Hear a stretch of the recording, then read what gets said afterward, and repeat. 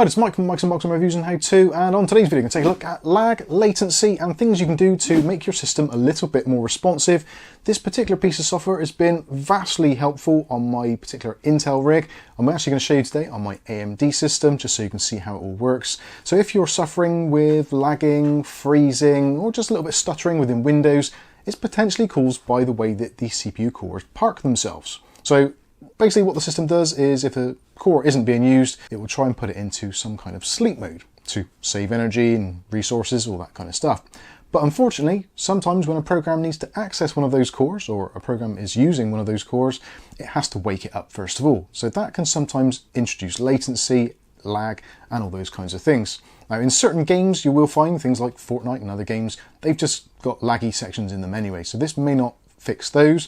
But if you're someone who's used to using things like YouTube or Amazon Video and you're watching a video and every now and then you just get a little stutter or your system just doesn't seem as responsive as it should be, then this might help you, and it's free to use, so you've got nothing to lose. So let's head over to the computer and we'll take a closer look. So we're going to head over to a website, coderbag.com, and what we're looking for is the Disable CPU Core Parking utility. Now if we look at the software available, there is also one called Quick CPU. Now this is a much more in-depth version of this program, which has a lot of extra features, which we may cover in another video if that is something that is of interest to you. If it is, let us know in that comment section. But today we're going to be taking a look at this one, so Disable CPU Core Parking utility, and we can scroll down through here. It does give you some brief kind of description of how it all works and what it does. I think it's probably best if I actually show you. So what we want to do is we want to download it. So we can go right the way down to the bottom and choose download application.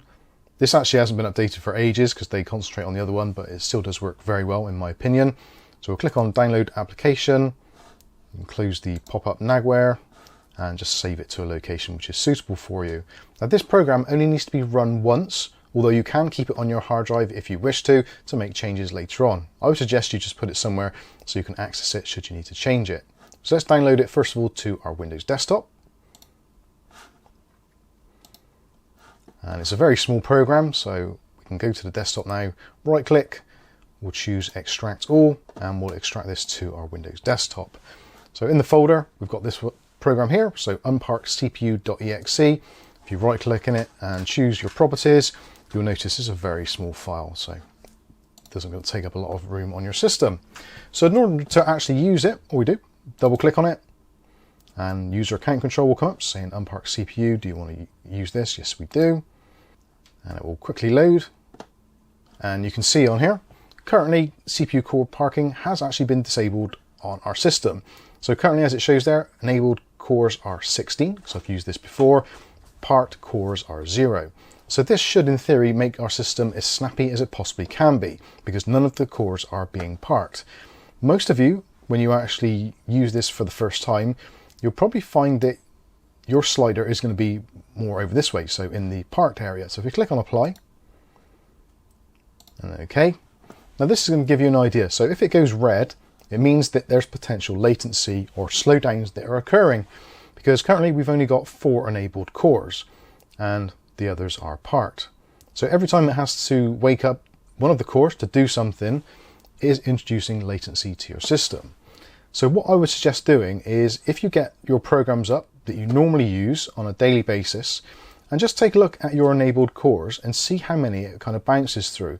So if we open up our web browser, we'll go to somewhere like UK Hot Deals, and if we minimize that now. So we see now enabled cores, it briefly spiked up.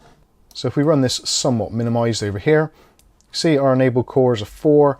So in this particular instance, because this is what I would normally be doing on a Windows desktop, it's probably a good idea to forcibly enable at least 4 of your cores, just so it doesn't have to keep on waking them up. So if we move it to say somewhere like 25%, obviously depending on what processor you're using, your outcome may differ. So click on apply, and OK.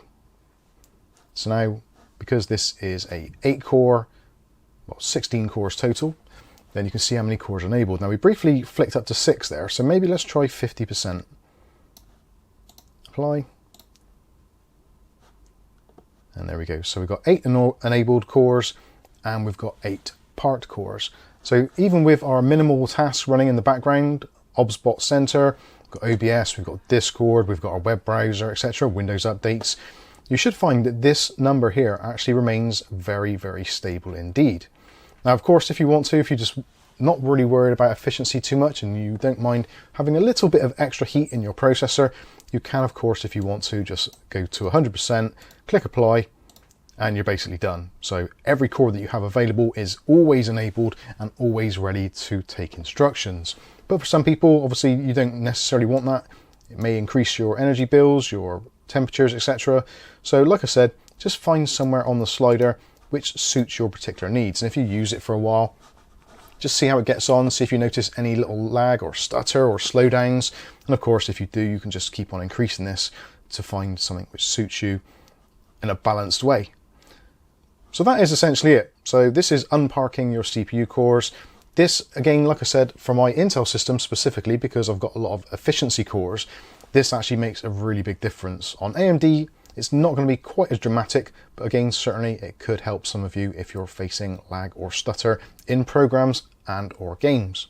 So there you go, there is a useful little utility. And again, once you've done, you can delete it, remove it, and it will keep the settings intact on your system. It kind of writes it to the registry. So if you don't want to keep it on your system, you can get rid of it straight away.